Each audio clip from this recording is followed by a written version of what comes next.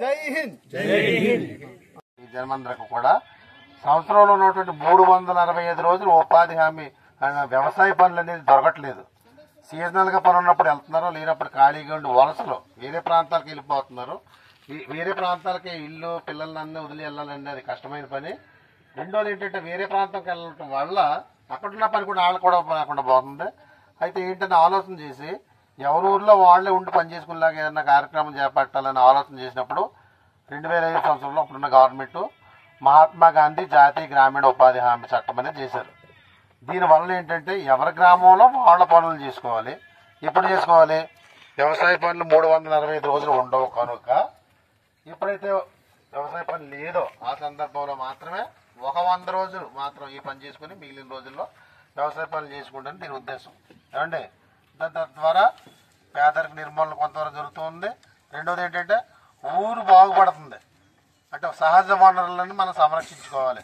సహజ వనరులు అంటే సహజంగా వచ్చేది వర్షం ఉంది. ఉదాహరణకి వర్షం నీటిని మనం కాలువలు తవ్వుకుంటామో చెరువు తవ్వుకుంటూ చేస్తే ఆ వాటర్ పట్టుకుని నిల్వ చేసుకుని మన పంటలు పండించుకుంటానికి, తద్వారా ఊరు బాగుపడటానికి, తద్వారా ప్రజలకి పనికెళ్ళి వాళ్ళకి పని దొరకటానికి ఇన్ని రకాలుగా ఉపయోగపడతానే ఉద్దేశంతో దీన్ని పెట్టారు. ఏమండి? అయితే దీనివల్ల ఈ పథకం వల్ల గవర్నమెంట్కి ఏ విధమైన రూపాయి వెనక్కి వెళ్ళదు. మనం పథకాలు చూస్తున్నాం.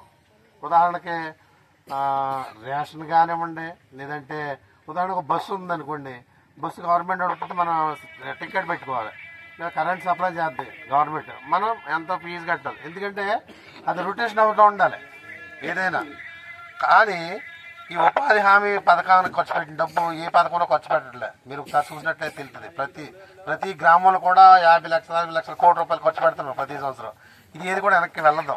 కానీ మరి ఎందుకు ఇస్తుంది అంటే ఊళ్ళో ప్రజలు పని చేసుకుని బ్రతకాలి, పేదోడు మరీ పేదపడి అవ్వకుండా ఉండాలని.